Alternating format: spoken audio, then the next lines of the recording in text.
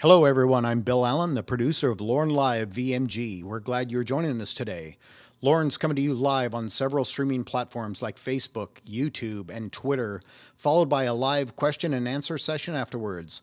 Love, comment, share, and tag all of your friends, and get ready to hear from the next governor of Washington State.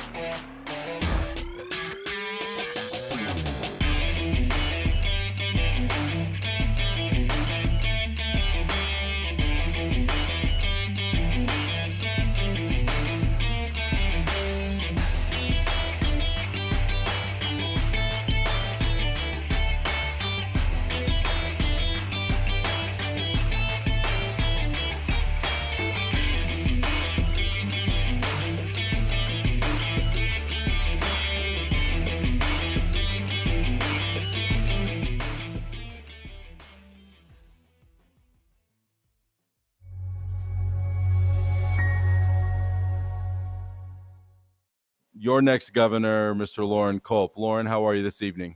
I'm doing great, Chris. Good evening. Hello, everybody. Thanks for being here. Make sure that you hit that share button right there on your screen. Share that right now. Absolutely. Get this out. You're not going to want to miss this, and share it with your friends. Yeah, share it. If you guys are watching this, share it. If you're watching the rebroadcast of this, still share it. This is going to be an amazing show this evening. Tonight, we're talking about not only what's going on with our campaign tomorrow, but we're also talking with America's Sheriff David Clarke Jr. He is joining us tonight live, and we are excited to have him. I'm sure that it's going to be to talk to him. You know, absolutely. He came to our event that we had down in Grand Mound. And spoke to the crowd there. Everybody loved him. He was very gracious. He had pictures taken with a lot of people. Spent some time there, and it was great to meet him. It was great to talk to him. And I've read his book. His book is called Cop Under Fire, and it's a very good read. I recommend that to everyone. You know, I've been around several celebrities over the years of being in this business, and something that I really took away from the brief time that I got to share with the sheriff was how down to earth he is, and just how real and how direct he is, and he's just like a regular guy, and and he just tells it like it is. That's what I maybe a little about taller, a little bit more intimidating, but he's just a regular guy. He's just a fantastic person, and we're deeply honored to have his support here at the Culp for Governor campaign. So before we get into our show with David Clarke, or Sheriff Clarke, this evening, did you want to share a little bit about what's going on, the goings on this weekend? Yes, tomorrow, starting at 11 o'clock, 11 to 2, or whenever we pull the plug. It may go longer. It just depends. But starting at 11 to 2 is the time we have set up right now in Spokane. We're having the Surge Rally. This is a Culp for Governor campaign event. We're going to have live music. There's going to be food trucks. A good time for everybody. And absolutely. I hope that everyone will gather up the family and come on down. And you can look on our Facebook page for where it's at, and also I think they're going to put a graphic up right now as well. Yep, absolutely. So yeah, it's going to be a fantastic time, Loren. We want to throw a good party for the folks, and we want folks to have the opportunity to get to hear you and see you, spend some time with you. You know, we get messages every day, at least I do, messages every day about wanting to meet you and wanting to learn more about you. And so you Spokane people out there, bring everybody who hasn't met Loren yet, bring them out. It's going to be a fantastic time. Live music. Not just Spokane. I'm driving 3 hours to get there. So I'm expecting anybody in a 3-hour radius, no matter where. come on to Spokane, and I'd love to meet you all.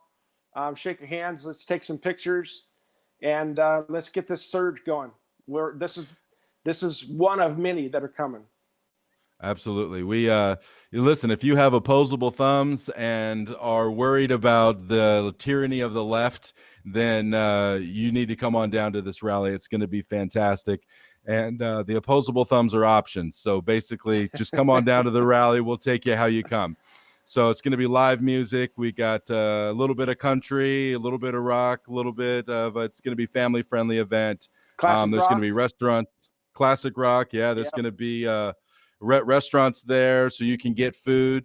Also, all kinds of Culp gear, collateral. It's going to be a lot of fun. So we're excited about that. And then, Loren, you said on Monday, we've got another event that is not necessarily a campaign event, but it's being put on by a very good friend of ours, and we're really honored to be a part of that. Yes. J.C. Shaw, the owner of Phoenix Protective Corporation, and Sheila are sponsoring a ride, a motorcycle ride, to honor our fallen heroes, our fallen first responders.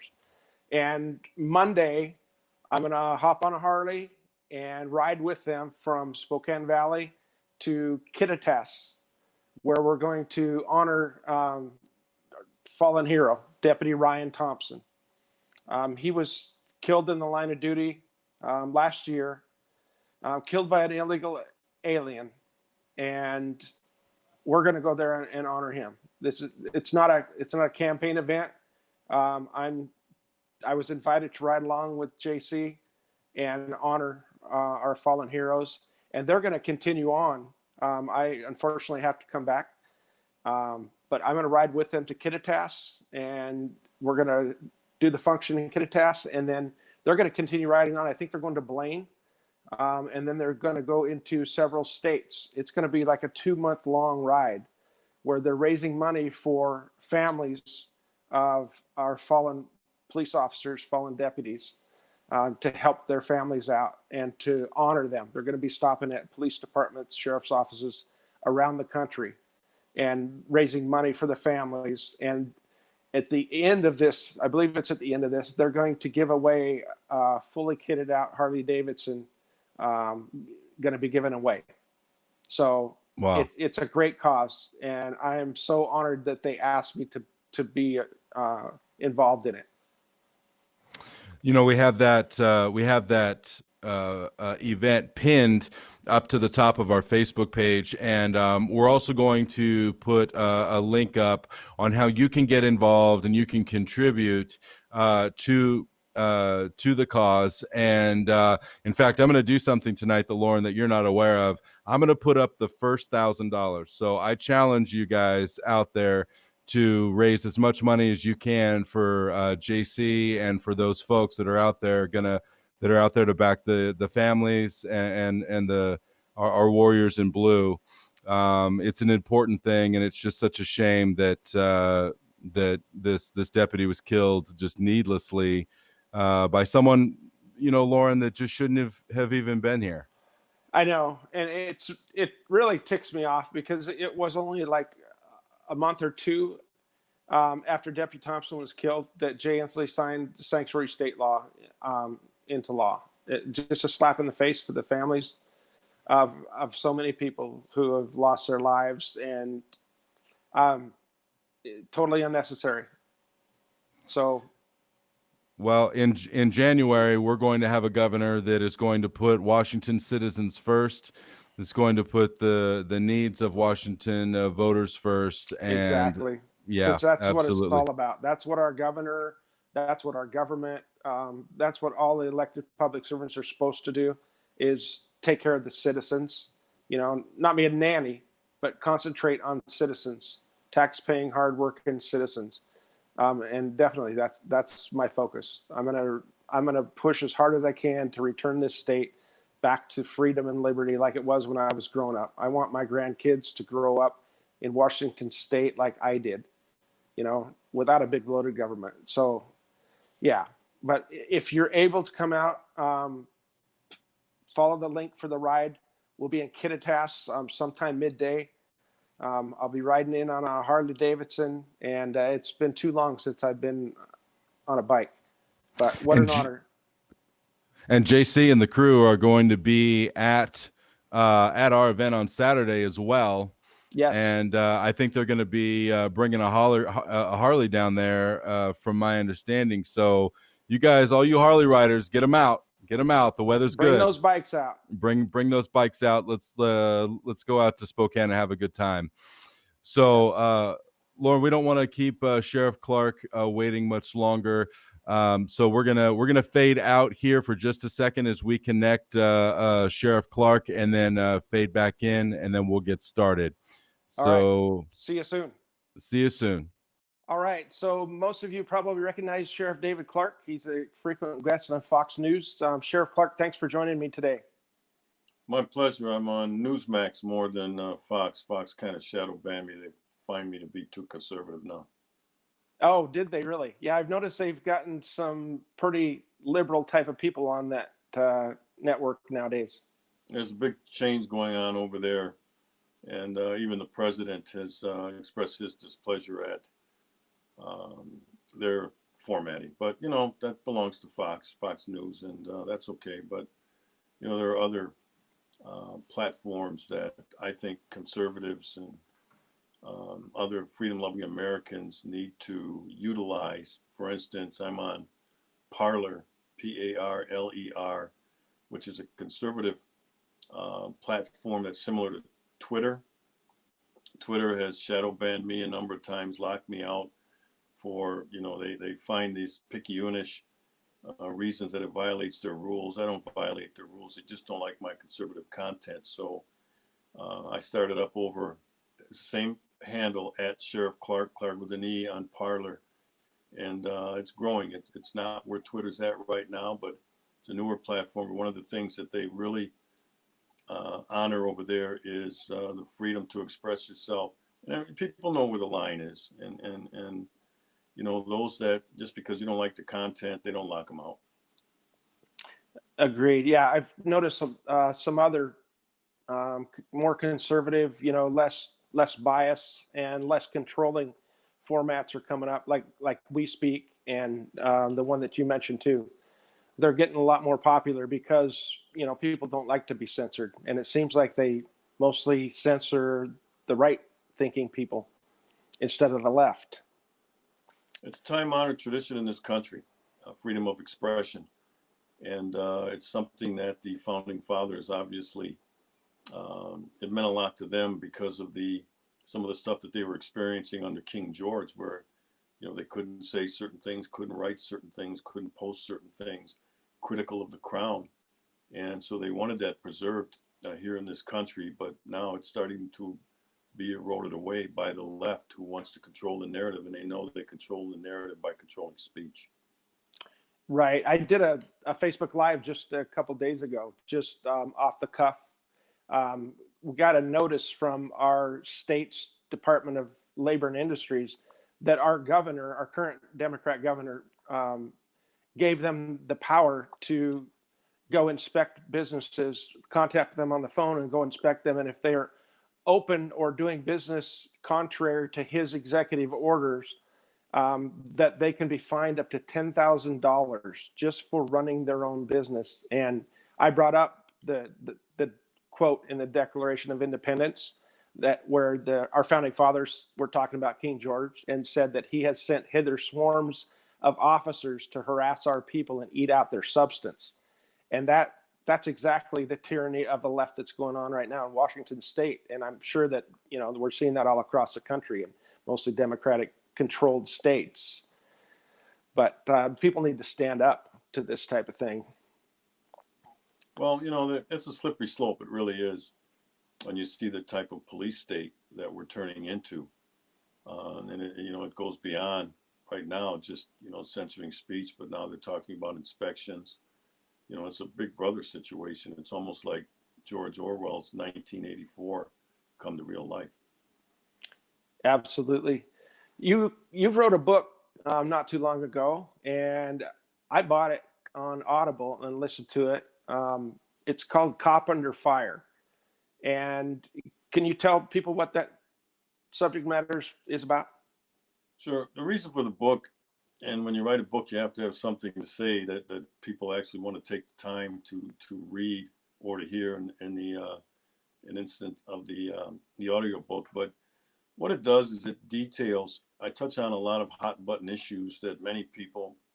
I was actively the sheriff at the time, the elected sheriff, when I wrote the book, and it's just certain things that people in political office, elected office, are afraid to say. Certain issues that are important to people, and they're hot button, they're afraid to touch, and I just don't have that feeling about life. Be not afraid is what I live by, and it's not a matter of that I'm right on these things or that I know everything. I outline that in the book. Look, I don't know everything. I'm not the smartest guy in the room. I don't need to be, but I have some well thought out positions on some of these issues. The subtitle of the book is Beyond Hashtags of Race, Crime, and Politics for a Better America. So just the subtitle should give anybody contemplating buying the book, and I hope that they do, some insight into what this is. Just my position on my experiences. I have a lot of experiences dealing with human beings, with human behavior, being a law enforcement officer for nearly 40 years. And if you're going to be a successful cop, you got to understand human behavior, or you're not going to do very well. And it's not a straight line. It's more asymmetrical when you're dealing with human beings. They're all different. They all have their little idiosyncrasies, the things that upset them, and so on and so forth. And you have to recognize that early on when you're communicating with people, and then apply techniques dealing with that human behavior that are going to mesh with that particular person's human behavior. So, I talk a little bit about my childhood and how I was raised. And I start that way because it should give people an insight as to how did David Clarke turn out to be this, mature, grown man. What were his influences? Was raised by a mom and dad, stay-at-home mom for most of my young life. My dad went to work every day, and my dad instilled a sense of discipline in me. Okay, my dad's a former Army Airborne Ranger, fought in Korea, and he didn't ask discipline of me, he demanded it.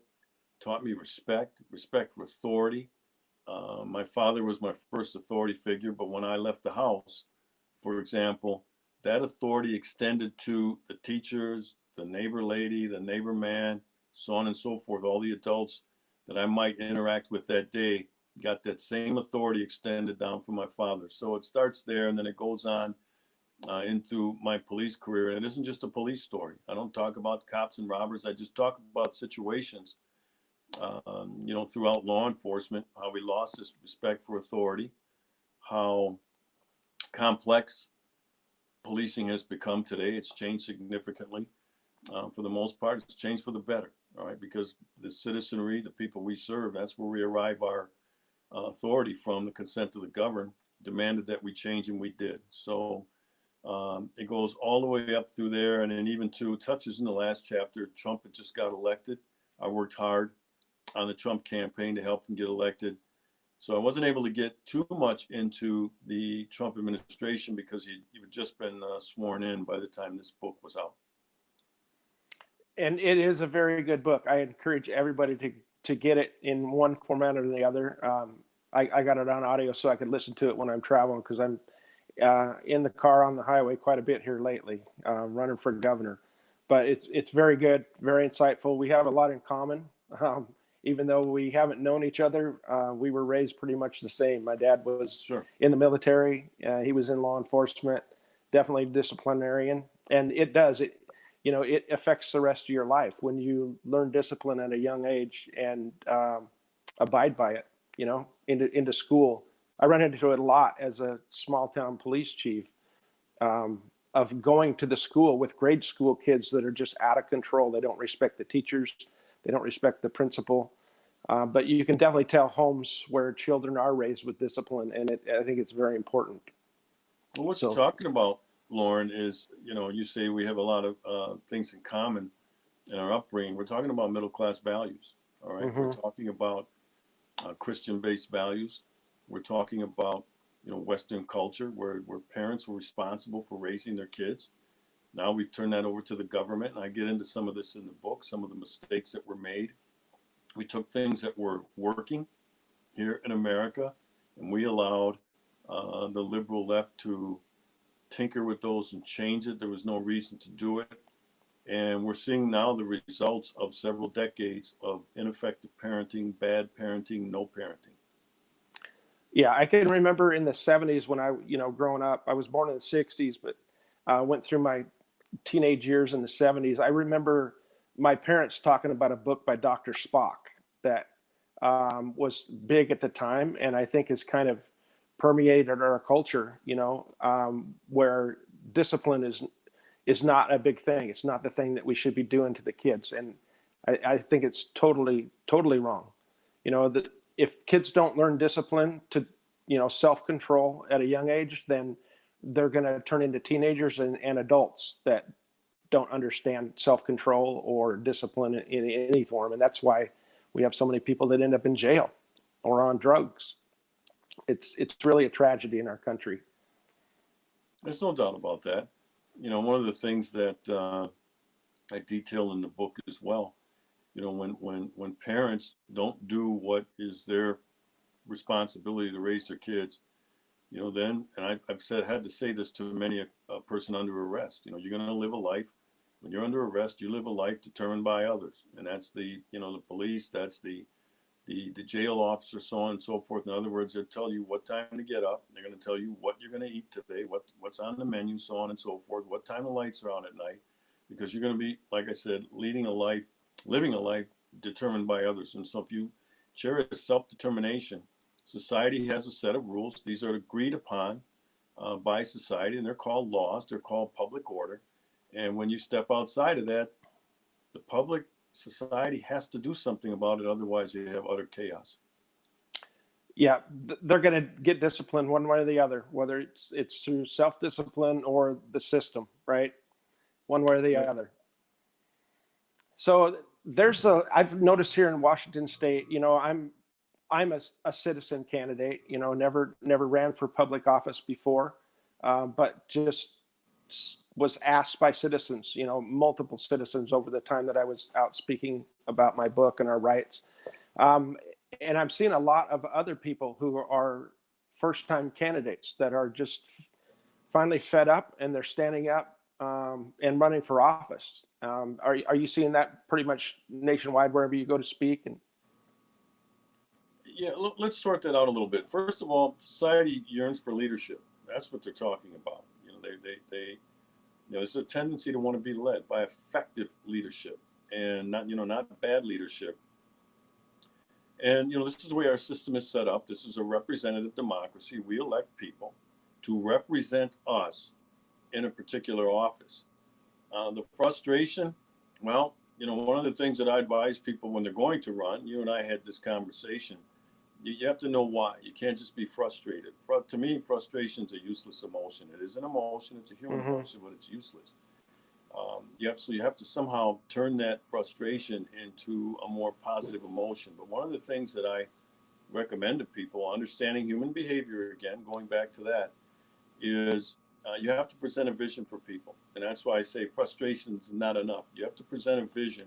You have to communicate that vision. In other words, you elect me in this represented situation here, this representative position, and here's how I will represent you. And you paint this picture that people can see, of what things are going to be like under your leadership. That's the vision. And they have to be able to see it, which means you have to communicate it well. Again, we're getting back to human behavior. You present a vision, and then you have to tell people, here's how we're going to get there. We're going to do A, B, C, D, and go down the line. It's something that's simple. Don't talk over people's heads. People don't like that. It turns them off. Again, human behavior, understanding that. But paint this picture, and there have been people throughout history who have done a great job of it, people that I've read about, because I admired the way that they approached leadership. People like, George Washington, people like Abraham Lincoln, people like Dr. Martin Luther King Jr., people like Gandhi, people like Churchill, people like Ronald Reagan, people like Donald Trump, who presented a vision. Here's what I believe, would be what the country will look like, that everyone will be able to prosper who's willing to work hard, and here's how we're going to get there.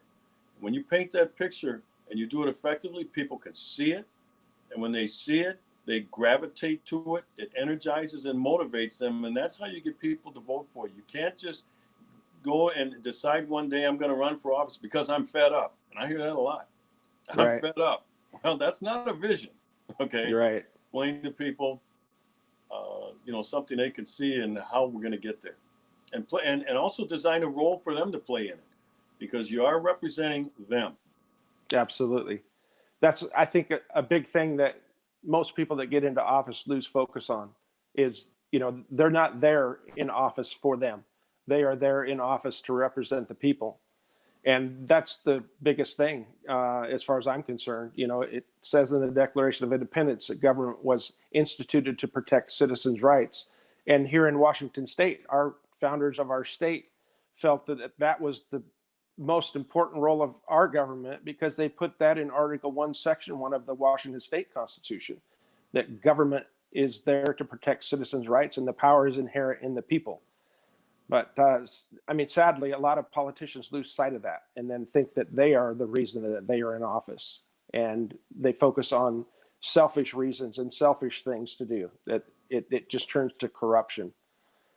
Yeah, it's people start to look inward, and you always have to look out. Leaders look outward, and they see the people out there and what they're asking for, what they're demanding, what they want, what they need from their perspective, not from the leader's perspective. And but it's real tempting at times when you get into elected office, because with some of that comes, the bright lights, the cameras are always on you. The newspapers are always wanting to talk to you. The bright lights start to infect people with this self-centeredness, okay? And then they start to think that it's about them. And I always say to people, and I said it when I was in elected office, this isn't about me. This is about this community and how we can keep it safe, so on and so forth. And so no matter what the office is, you have to keep reminding yourself, this isn't about you. It's about them. It's about what their needs and wants are. And if you stay focused on that, I think you'll be a lot more successful, because people see that. Keep in mind that I got elected in a very liberal county, an uber liberal county, Milwaukee County, as a rock solid conservative. Why? Because people looked at me, they saw my vision and said, you know what? That guy cares about us. I might not agree with his politics, but he cares about us. And so that's important as a leader, when you're exercising leadership, to exhibit that, don't make this about you, David, Sheriff, don't make this about you. This is about them. And as long as you continue to remind yourself that, I think you'll be okay. But too many people get sucked in, and they start to drink the Kool-Aid and think that it's all about them, as the elected person. And that's not what people are looking for. Right. Yeah, I remind people all the time, they call our people in elected office, they talk about them as our leader.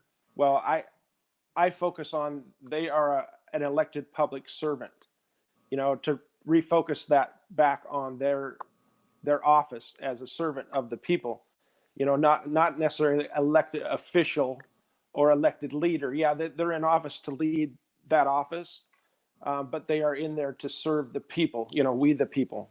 So I agree with you. That's very important. Well, there's another element too that I want to touch on. And again, I talk about this in the book. When I talk about looking outward and not becoming self-serving, self-centered in this, in these positions, is that, and I remind this people even today, and I touched on this when I was out, in your state and helping you campaign. I said, always stay focused on the movement. And the movement for me right now, again, painting that picture, I tell people my new mission right now is freedom and liberty in America, and furthering that, expanding freedom and liberty, because it's contracting right before our eyes, especially today, what we see going on with this COVID-19. But again, I tell people, make it about the movement. Don't make this about people, all right? Because people come and go. Look at, for instance, Ronald Reagan, right, who did an outstanding job of communicating his vision for America, but he only gets 2 terms, right? And then he's gone. And so I tell people, focus on the movement and who you think best articulates what that movement is, who understands it, and who's going to further that movement. And if you stay focused on the movement, including if you're in that position of leadership, keep people focused on the movement, not on the person. I think we'll be a lot better off in terms of choosing who that next person will be, because they'll realize, which I think President Trump does a great job of. It's not about him. He doesn't even take a salary, for heaven's sakes. Right. It's President of the United States. He wants a better America for everybody, and he communicates that well. Make America great again. And he always keeps this focused on that, on America, and not on him. And that's why I think that people gravitate. The left can't understand it. Democrats and liberals can't understand. What do they see in this man? I see it. I saw it when I first met him, and I saw it when I helped him campaign. I said, he looks outward. He cares about America, not himself. Very good focus, for sure. Yeah. And the media actually helps him because they focus on him as a person mostly, which definitely helps him. And you're right. He does focus on the vision for America, which that's what we all want. So yeah, people are in for 4 years, 8 years, whatever. And then there's somebody else comes down the line. So yeah, staying on mission, looking for that next person that believes in what the Americans believe in, and that is individual freedom and liberty. I've been saying that since day one. Freedom and liberty benefits everybody. It doesn't matter exactly. Your political persuasion. Yep. Doesn't matter what your politics are. Freedom and liberty benefits everybody. Yes, and that's what I say about the Constitution. Our state constitution, the federal Constitution, the Bill of Rights. It protects everyone equally. The rule of law is a great thing, and our founders knew what they were doing when they set us up that way. It's pretty amazing. So, what's next for Sheriff David Clarke? Are you going to be traveling? Don't make this about right? me. It's not about what's next for David Clarke. It's what's next in the mission. The mission is the fight for freedom and liberty in America. And what I like to remind people is there's no finish line to that. Yeah. Okay. We're always trying to further expand freedom and liberty. So there's no finish line. So I still have a lot of work to do on that angle. I get pressed a lot to get back into the arena of elected politics, run for this, run for that. There are people here now in Wisconsin pushing me to run for governor. And I just remind them, I say, well, right now, job one is getting Trump reelected, President Trump reelected. We have to win that fight. We have to. And I say, I'll let the people decide what's next for David Clarke. I get pushed in that direction, but you could serve and be effective in a lot of different ways. It doesn't have to be an elected office. And I often ask people that when they consult me. I do have a consulting business, America's Sheriff LLC. And I get asked a lot about political advice because I have a lot of experience, not because I know and I'm the smartest, but I have a lot of experience in getting elected and in serving people, protecting the community. And, I ask them, why are you running? And they'll go on, this, and I wanted to, and see, they're making it about them. Mm-hmm. And I think that's, that's a rookie mistake, I like to call it. They're well-intentioned, they really are. They're ambitious, they're energetic, but they don't have a core. What moves you? What few things? Because everything can't move you. If everything moves you, nothing moves you. All right? And so I tell them, pick out a few things. What important? The rule of law. Okay, safe communities, better schools, right? Mm-hmm. Better jobs for the people in my community. Pick out a couple of those things and present that picture, and then describe how you're going to get there to people. And I push back a little bit when people say, hey, you got to run for this and you got to run for that. I go, no, there's other ways I can serve. And, this is what I want to do right now, because this keeps the focus on the movement, and this keeps the focus outward, because freedom and liberty doesn't just benefit me, but it benefits everybody. Absolutely. So how can people get to you have a website, I'm assuming? Yeah, if they just go to americasheriff.com, they can get to the website. They can follow me on social media, the Parler site at Parler, Parler, and the handle is the same at Sheriff Clarke, Clarke with an E. Those are the best ways. Buy my book. There should be an email on the website if you want to send me an email. I do public speaking, a lot of public speaking. I'm all over the country. You know, people have, like I said, this energy about me coming out and speaking to them and painting this picture and the vision and furthering freedom and liberty. I mainly talk to political groups, but I talk to law enforcement groups. I'll talk to civic groups, and it's about messaging, and it's about an effective message. And so, you know, if you're going to be an effective messenger, then you better be in control of the narrative, okay? And right now, that's a tough thing because the left is doing everything they can to censor me. But you know what? David Clarke's going to be hard to stop. Definitely. You are a force to be reckoned with. And I appreciate you for being a true patriotic American. It's a pleasure. Thank you so much for coming on here. And thank you for coming out to my event a couple months ago and endorsing me. I really appreciate that. Loren, it's my pleasure. Keep up the fight and good luck to you. God bless. Yes, sir. Have a great night. Wow, what a fantastic interview, and just unbelievable man. American hero right there. That's America's sheriff, David Clarke. I'm honored to be able to talk to him and call him a friend. Yeah, absolutely. We should have him on the show like as a regular. You know, I don't know, what are you doing with me? Right. You ought to bring this guy in. This exactly. guy's coming after my job, you know. No, he's fantastic. Yeah, I had the opportunity when he was here last time to have dinner with him, and he and I kind of shared some war stories about just politics and running campaigns. And did you know that he ran his own campaigns, 3 of them. Yeah. And he knows the ins and outs of the game, and he's just he talks about that in his book. Yes. Too. Yeah. Yeah. Good info. So yep. I encourage everybody to go out and get Sheriff David Clarke's book. Cop Great book. Yep. Yeah. And there's another great book, American Cop.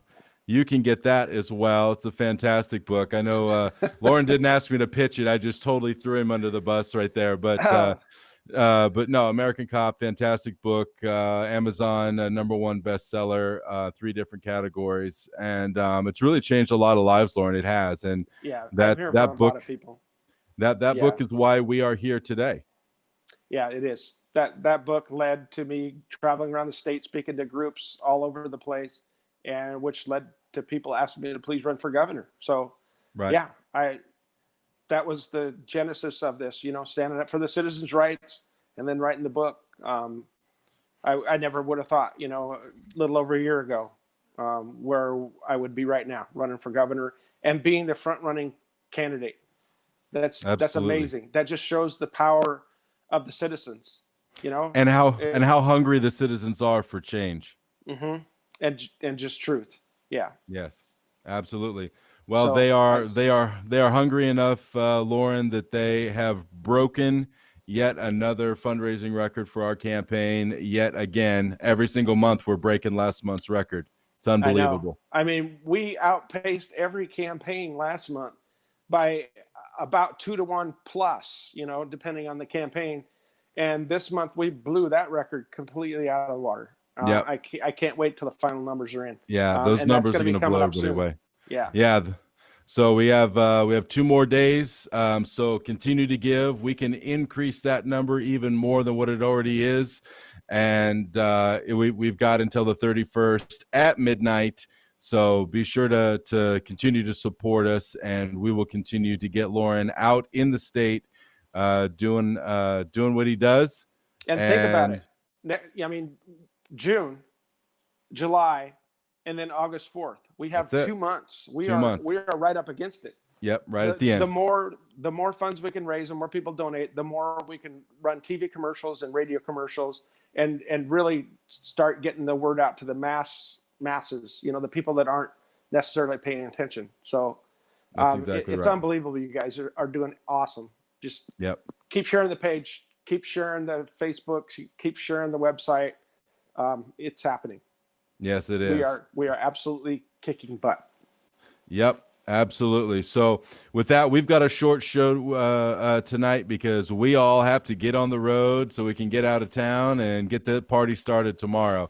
So 11 to 2, Spokane. It's a surge. The And surge then if rally. you're anywhere close to Kittitas, come down, check out the website for that, and come down. Let's honor Deputy Ryan Thompson. I will be rolling into town on Harley Davidson. I can't wait. And we're going to get it all on video so he can't deny it. There you go. So. I was digging through boxes. You know, like I said, I used to own a Harley Davidson. It's been years, right? Because I don't have time to ride. And I was digging through my boxes, and I found my old vest, my leather vest that I used to ride. I've got my patches all sewn on there. I even found my helmet, for crying out loud. So, I mean, they have to come special made for this big old noggin that I got. I found them, so I'll be rolling into town. That's great. I can't wait. That's great. Awesome. Well, listen, on behalf of Loren Culp and the Culp for Governor campaign, I am your host, Christopher Gergen, and we wish you a happy evening, and we will see you all tomorrow in Spokane. Good night, and God bless. I'm Loren Culp, and I approve this message. Jay Inslee can pretend it's something else, but Loren Culp calls it a violation of your constitutional rights. That's why he's calling for Washington State to reopen and get back to business. Washington is calling for change, and change is coming to Washington. Loren Culp wants to give our families and small business owners a fighting chance. With your help, we can send common sense to Olympia and lead Washington's comeback.